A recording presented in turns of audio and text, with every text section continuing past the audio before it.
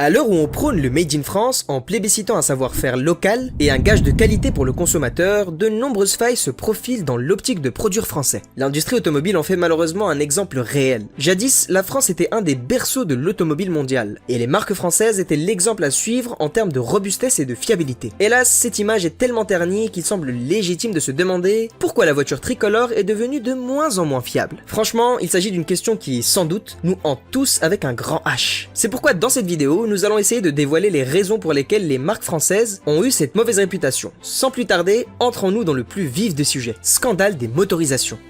Certes, les perceptions de la fiabilité des marques automobiles peuvent généralement varier d'une personne à l'autre, et les expériences individuelles peuvent influencer ses opinions. Néanmoins, lorsqu'il s'agit du sujet des pannes mécaniques, eh bien là, nous avons toujours unanimité. Toutes les études, ou presque, pointent du doigt le manque de fiabilité des moteurs français. Pourtant, nos firmes tricolores ne manquent ni de moyens techniques, ni d'héritage de savoir-faire. Savez-vous que le moteur à cycle à 4 temps est une innovation française, et qui servira de base aux moteurs modernes? Désormais, nous déplorons une situation actuelle marquée de manque flagrant de fiabilité. On parle même d'un scandale. Oui, un scandale. Et ce ne sont pas mes mots, mais plutôt ce sont les propos des quelques 2000 propriétaires des voitures Renault équipées du moteur 1.2 litres TCE. Dans la presse, on parle d'un véritable Motorgate. En gros, le dysfonctionnement de cette bête noire entraîne une surconsommation d'huile qui se mélange avec l'essence, faisant qu'au bout de 40 000 à 80 000 km, une ou deux soupapes vont casser. Selon le témoignage des victimes, le véhicule perd en puissance et peut abruptement passer de 130 km/h à 50 km/h. Vous imaginez? Ces automobilistes sont déjà engagés dans une procédure judiciaire contre la marque aux losanges. Ils sont maintenant associés avec d'autres clients mécontents. On parle des propriétaires des voitures Stellantis. Eux aussi sont victimes d'un moteur 1.2 litres PureTech, dont la courroie de distribution baigne dans l'huile. Cela engendre une dégradation prématurée de la courroie, une consommation excessive d'huile et bien évidemment un moteur à la poubelle. D'ailleurs, vous pouvez trouver d'amples informations sur ce sujet dans notre vidéo consacrée aux pires moteurs de 2023. Bref, ces deux exemples reflètent une situation dramatique concernant la fiabilité des moteurs fabriqués en France. Les consommateurs qui ont vécu ces problèmes peuvent être plus enclins à partager leur expérience négative, contribuant ainsi à la perception globale de la fiabilité. Qualité de fabrication médiocre. Parallèlement aux soucis mécaniques, les automobiles françaises accusent un manque flagrant de qualité de fabrication. Les avis obtenus des clients le prouvent. On est d'accord sur le fait que la technologie est en constante évolution. Mais pour compenser les coûts de développement élevés, les constructeurs français réduisent la qualité des matériaux et de la finition. D'ailleurs, c'est ce qui ressort d'une récente étude réalisée par l'association allemande spécialisée dans le domaine de l'automobile ADAC.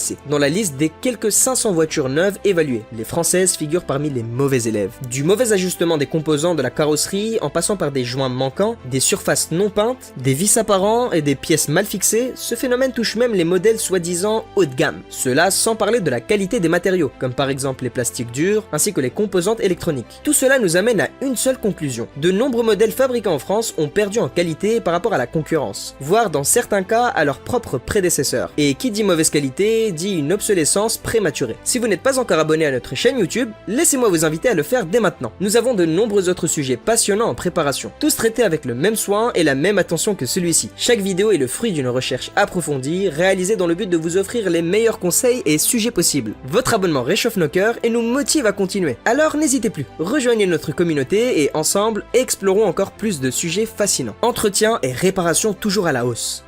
Toutes ces pannes ont un coût pour les réparer. La tendance générale indique que les tarifs sont toujours à la hausse. Or, l'entretien et la réparation des voitures françaises peuvent parfois être plus élevés que ceux de certaines marques concurrentes. Cela peut contribuer à l'idée que ces voitures sont moins fiables, car les propriétaires peuvent ressentir une pression financière accrue en raison des coûts d'entretien. Pire encore, ces dépenses sont souvent associées à des coûts plus élevés à une qualité inférieure. Cela peut paraître paradoxal pour vous, mais malheureusement, c'est ça la réalité. D'ailleurs, selon une étude récente de l'association de consommateurs UFC Que Choisir, les Françaises sont largement à la traîne. Aucun constructeur n'est affiché au premier rang. Cette étude, qui se base sur la satisfaction globale des propriétaires, compte 33 marques mondiales, et la première tricolore, DS, n'arrive qu'au 20e rang. Vous vous rendez compte? Mauvaise stratégie marketing.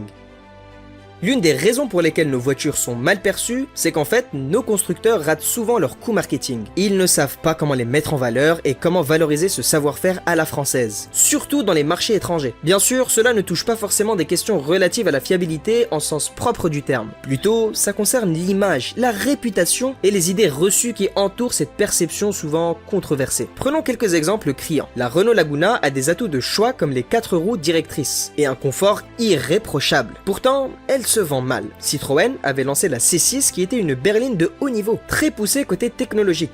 Sa production est arrêtée, elle n'a pas de successeur. Et la Peugeot RCZ n'a rien à envier à une Audi TT. Pourtant, elle se vend mal. Il en découle que les consommateurs, surtout étrangers, peuvent être plus enclins à faire confiance aux marques avec une longue histoire de fiabilité perçue, telles que les voitures allemandes et japonaises. Ces idées préconçues causent un déficit de crédibilité sur le marché et de grosses difficultés pour vendre sur la planète entière. Des complexités technologiques.